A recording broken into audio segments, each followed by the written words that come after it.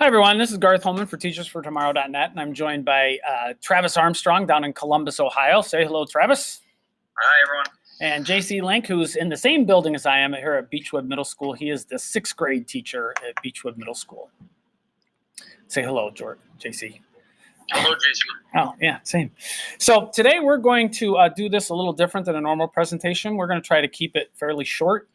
We are going to attach this slideshow with much more detail, but we're going to kind of have a conversation about the idea of creating your window to the world and some student electronic portfolios that kids can create that do some pretty amazing things.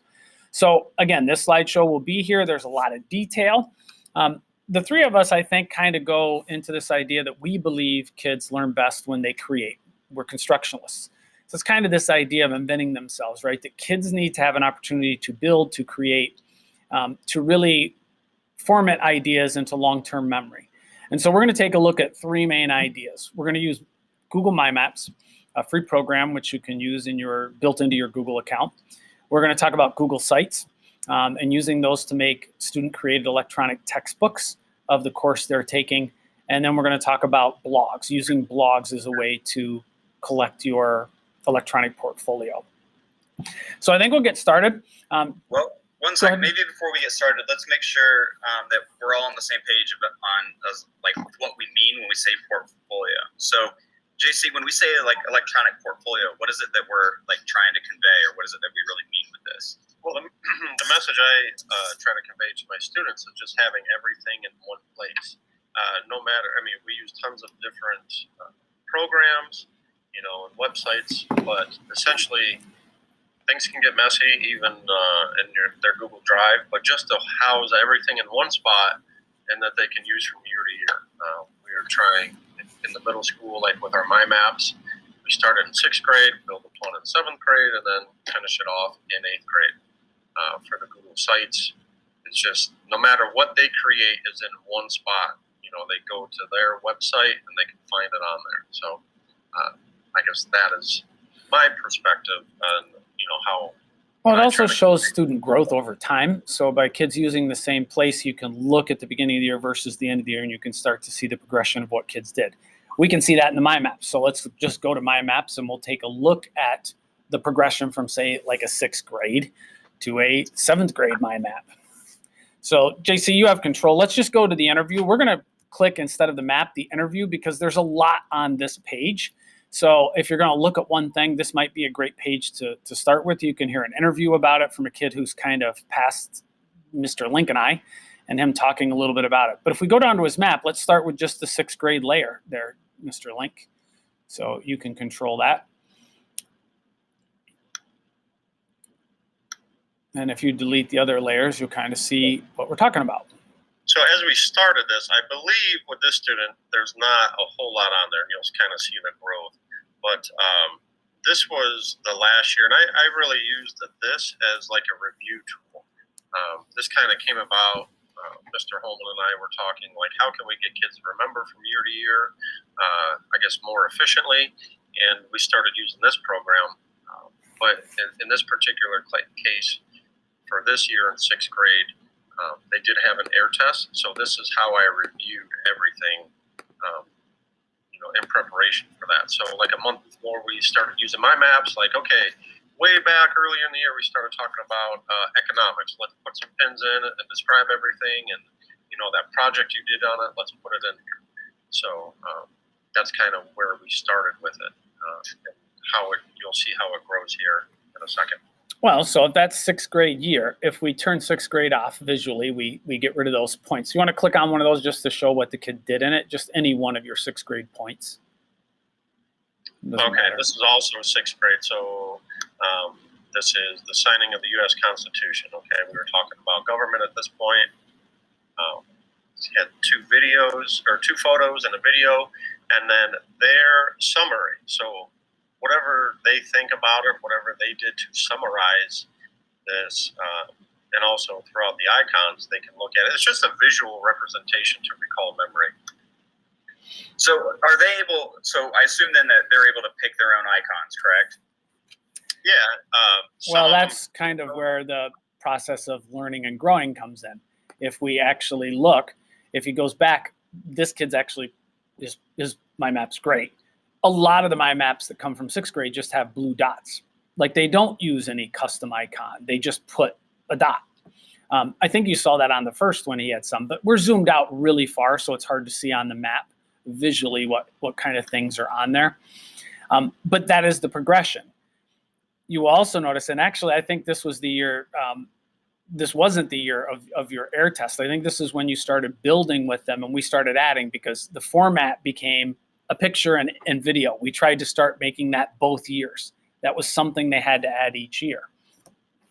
But if you turn off that and you go to a 8th grade or 7th grade, excuse me.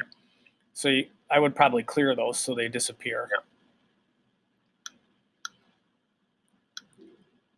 Which one do you want? Middle Ages? I prefer actually like the one at the very end of the year, the colonization, exploration. I think those really work. That becomes something very different than what the kids are putting an icon on, right? They're highlighting entire continents or areas. You know, if you were to click on the purple arrow, it will open up certain information. So the kids were talking about the Columbian Exchange, explaining what that was.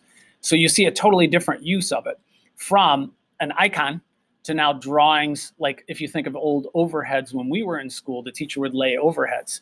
So if he goes back and turns on exploration, right, leaves this on and turns on exploration, all of a sudden now it's like that old overhead. There go the maps and the flags and who went where.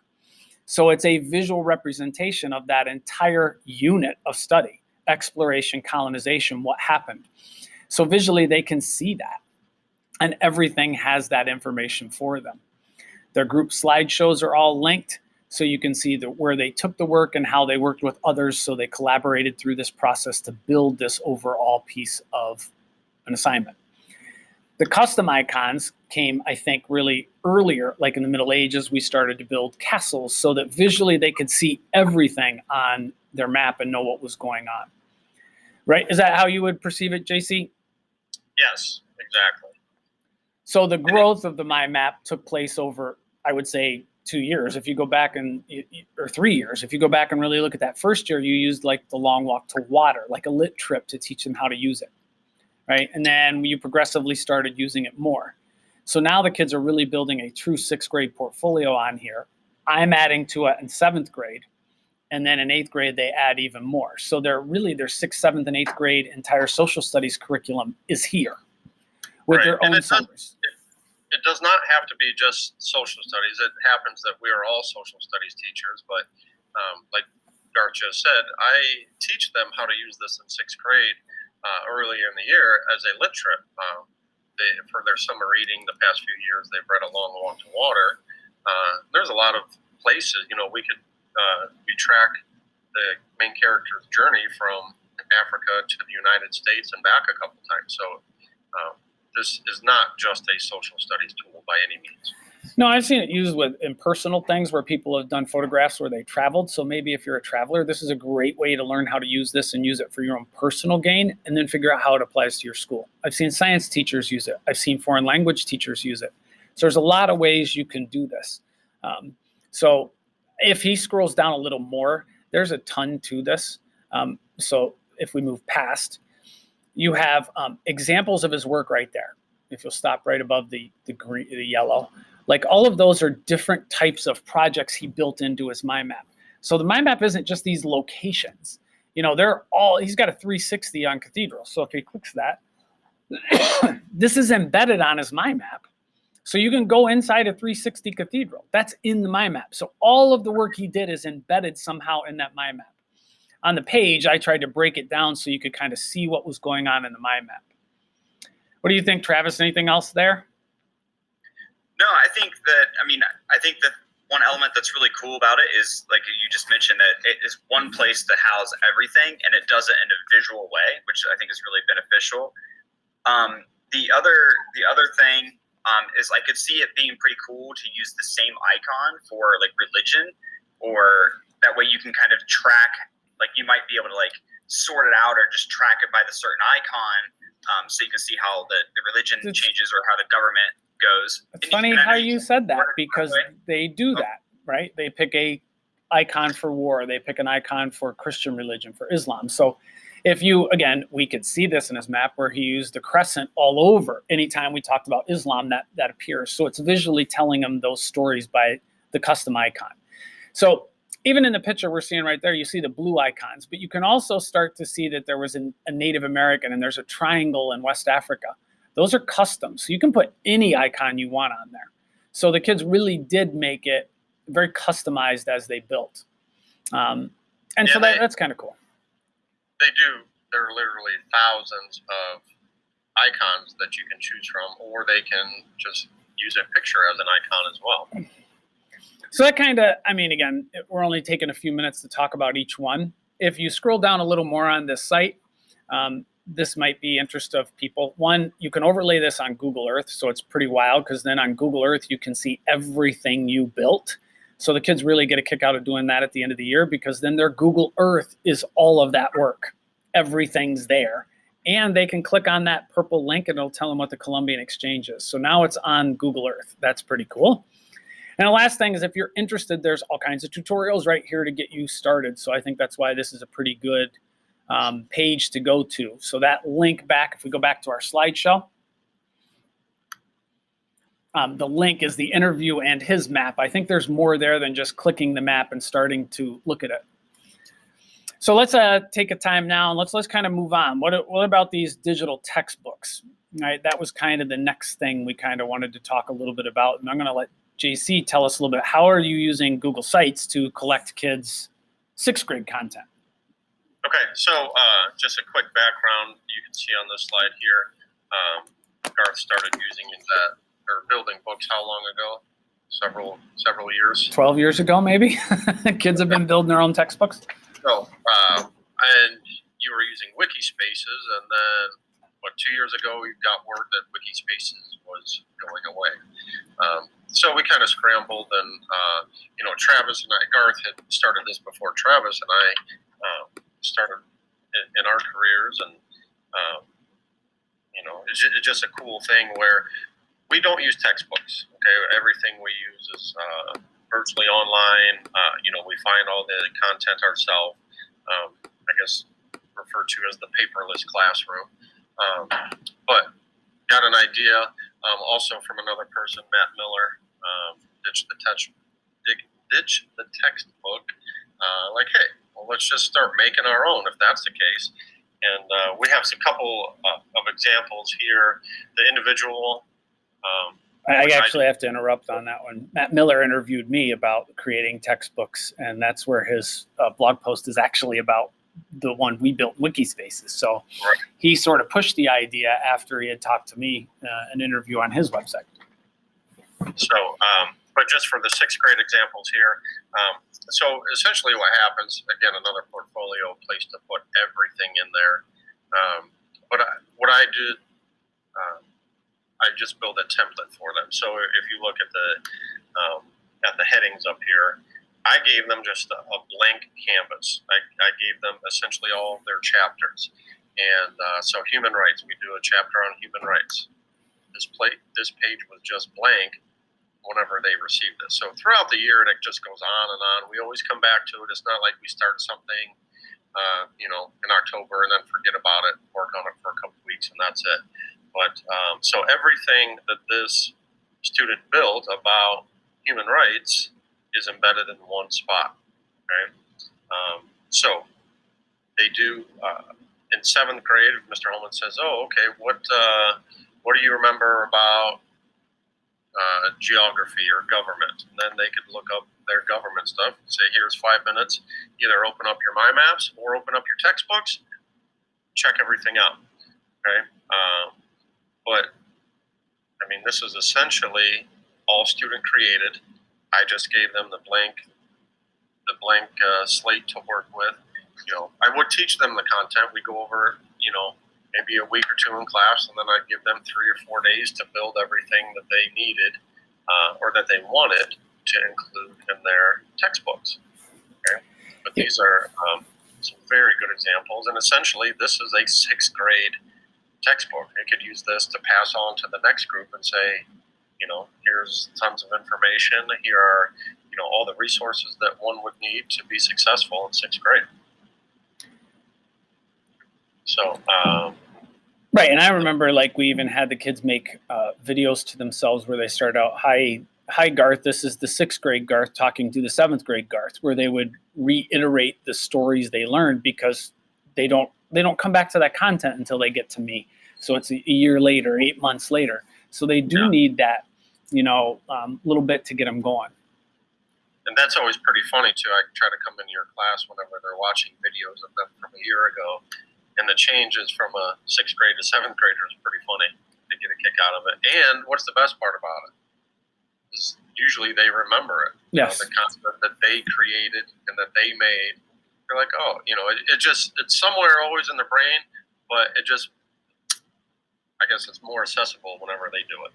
So a Google site by nature is relatively easy. There's not a lot of training for a kid of how to do this.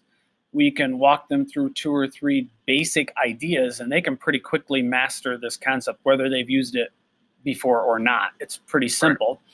We also have tutorials on getting started with Google Sites. If you're not real familiar with it, we have a couple that we could share with you. You can send an email to any one of us, and we can get those to you if you need them. Travis, you messed around with this. You kind of were the first one to not piggyback, but you were the first one to kind of give this a try. You tried it with 9th graders when Wikis was going under. We kind of talked about, well, where do we move to? And you kind of came up with this idea. You tried it with a group of kids. And I'll be honest, there are things I don't like about using Google Sites for what we're trying to do, but it is easy. I think it's easier than a lot of other places to go to for this kind of portfolio. And with the absence of wiki spaces, I'm not sure what the better option is. I would say, so when we realized that wiki spaces was going away, I decided that I was going to try Google Sites to see if it would work as a replacement. And for the most part, it does. So what I did is I broke one of my classes into groups, and I said, okay, the 3 of you are going to work on the background of World War I, the 3 of you are going to work on the outbreak of World War I, and then I just kind of set them free. I said, we kind of talked about, if we're talking about the outbreak, what do you think would be an important thing to talk about? And they said, how it started and so forth. So we kind of created the framework together, and then they went and did all of the written text here. Now, the way that I was kind of following the same pattern that we had done with the wiki space, or that Garth and Mike had done with the wiki space, which year 1 was primarily content text. Then year 2 was when we started adding in some images and started adding in other multimedia things, presentations, stories, videos. So that's why the vast majority of this is text. I was trying to follow that same pattern.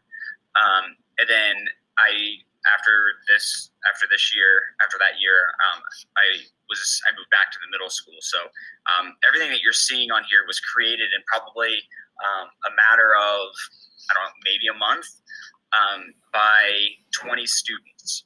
Yeah, to be honest, I don't even think it was that long, because I remember talking about it as you were driving. But so you went with a group. So JC was doing it individually, each kid summarizing the end of a unit on their online book.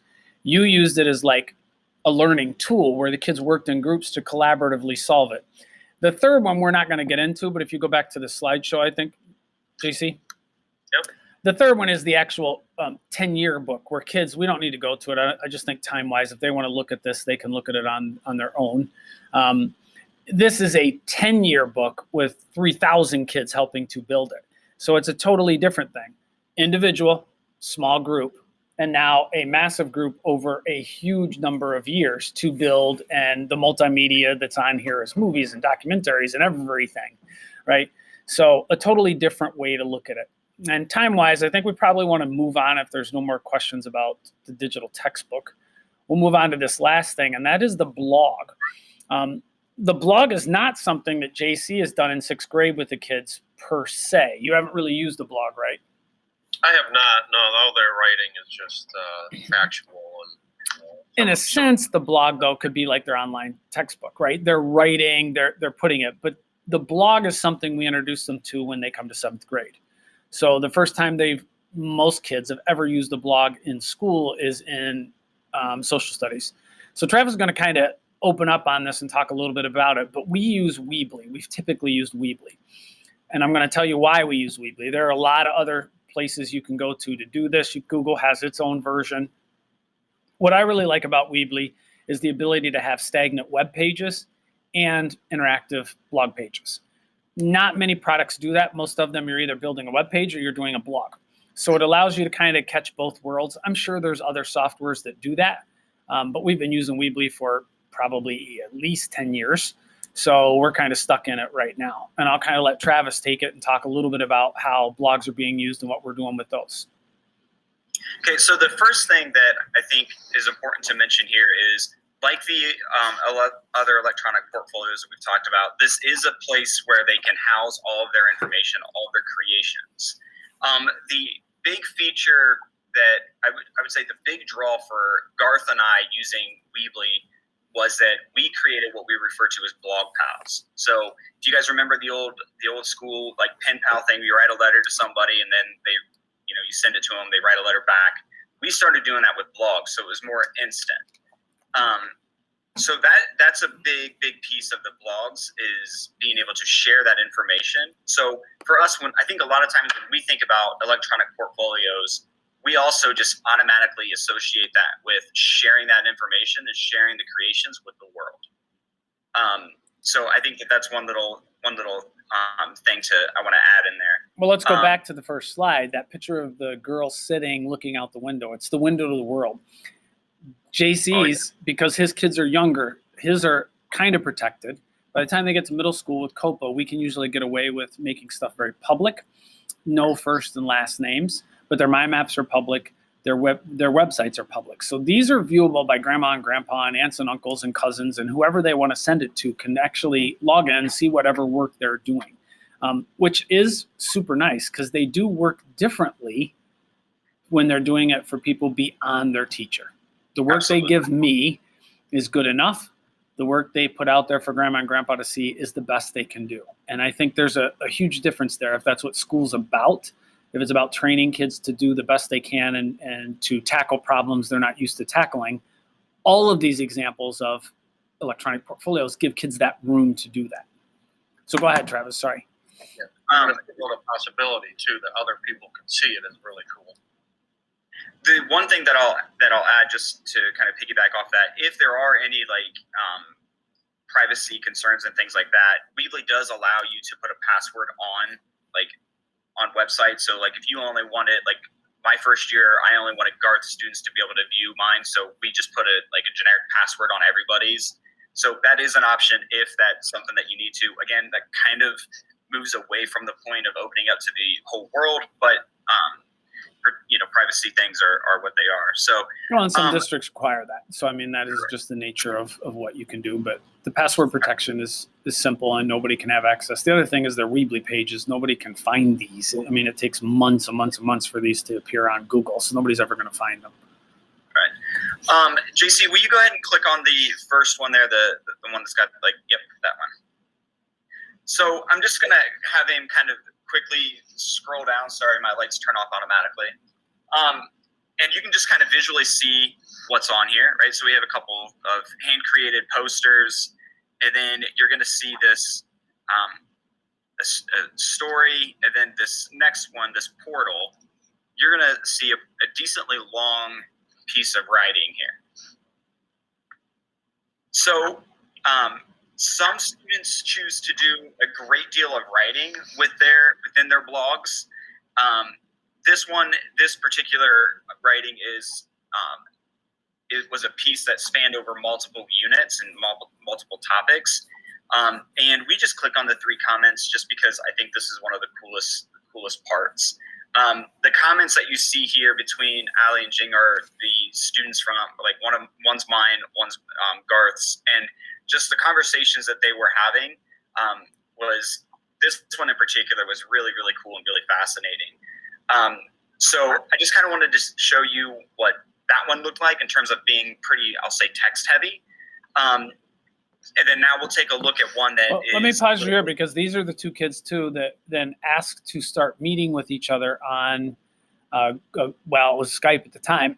And we would have them in my room and your room and they would get on Skype and have conversations, and then they began to write their blogs together. So there was connections between what they were doing. And the other piece that you didn't mention is this is historical fiction. We do a lot of historical fiction where they role play, they simulate what's going on in history, which research shows helps kids remember and understand stuff if they're taking an active role in the learning. So these two kids ended up, not just this one time, they ended up connecting and doing a lot of stuff throughout the rest of the school year.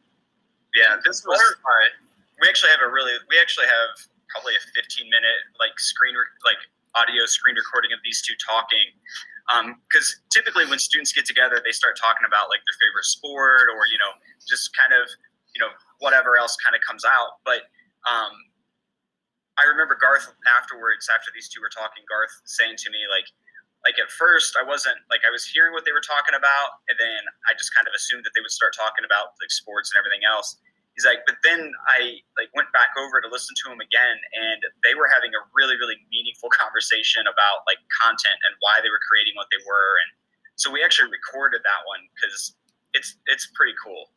Well, and they did it multiple times. I don't know if we mentioned this, but where are you guys from? Like, how far apart are they connecting? I said that at the very onset. We're, with Travis being in Dublin and we're in Beechwood, so we're about 140 miles apart. So we also team teach. So our kids are seeing each other on a normal year, not this year. On a normal year, they see each other daily. We run basically, if you've had Google Meets going for remote learning, we run one every day, all day, between the two classrooms. So the kids see each other, they get to know each other by name. There's a lot of funny stories in that, because then I've been to visit Dublin and the kids don't know who I am. They've never seen me before, yet they've seen me 100 days on a computer screen, but they don't recognize me when I'm in the building. So sometimes they mistake you for my father. Yes, they did, but that was just, that happens. So we've been on almost 30 minutes, so we're going to kind of try to wrap this up. What else do you want to talk about with these electronic portfolios? I mean, there's plenty of examples they can look at. Go back 2 more slides for a second. I just want to show one thing, and we'll just scroll down. We click on the one all the way over to the right. Whoop. Yep. The Minecraft one? Yep. So, and you can just scroll, and I'll just talk. The reason that I wanted to show you this one was that last one was text heavy. This one has very little text. I'm sorry, I guess I just clicked on one. He's got like 4 or 5 blogs that are Minecraft videos like this one, and where he's describing the information that the other student would have written about in their story. He decided to create this village and then to kind of walk you through it, where he described the same information but through a completely different format. So just to try to show that the blogs look different, they're not all that text heavy. Well, and that's a really important concept, because one thing we try to do, and I think when you look at JC's book and you look at the blogs, we try to give kids room to do what they want to do inside the content, right? If we looked at 20 different books in JC's, none of them are going to look alike, right? There are kids that have a lot more visuals. There's a couple of words. I remember hers was a lot of bulleted points, right? Key definitions. Other kids might not have those definitions at all in there, right? And it's the same thing with this blog. The kids do what they do best to learn. And if that is a visual recreation and a retelling, they're still summarizing what they've learned. They're doing it auditorily. Whereas the girl was doing hers through written language, right? So she was using, linguistic or written language to summarize what she had learned and putting it into her way of thinking. They're all like that. You go to the blogs that my kids do, they tend to be written and tech. So I kind of try to force them to do a little bit of both. But in the end, the only one that doesn't really do that is MyMaps. MyMaps is knowledge. Put it on the map, right? The book and the blogs are more of a kid's playground, right? We gave them a place to build and explain and to show what they learned in the best way for them to remember it. The MyMap is almost like it's a certain way. Do this. And the kids typically write about the same things, right? They summarize the same ideas. And what else I noticed is these all 3 do the same thing. And the thing is, I'm doing MyMaps and I'm doing blogs with the kids and I'm doing websites. So they're doing all these things, but they remember the content. way longer than most kids, I would say. Would you guys agree with that? Yeah, for sure. I mean, we know that the way that people learn things is through repetition and through creation. I mean, if you think about us trying to teach our son the alphabet and how to count, right? Like, I don't even want to know how many times we sang the alphabet song, right? So, but I think sometimes when we start getting into school, we lose that understanding and acceptance of repetition is what helps us remember. Interacting with things is what helps us remember. So the more interaction that you can have and the more varied interactions you can have, obviously, the better that the remembering of the information is going to be.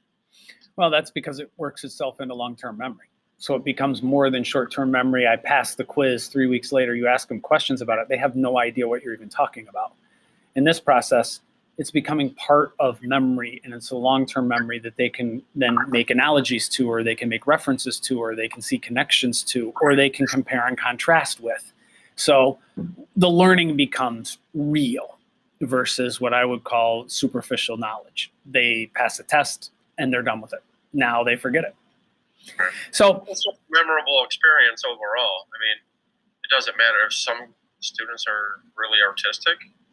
Yeah, you can draw that stuff out, and then we scan it and put it on there. And that just relates them to the content. So like this girl just gave me this and said, "Can you scan my night so I can get it in my online textbook that she drew?"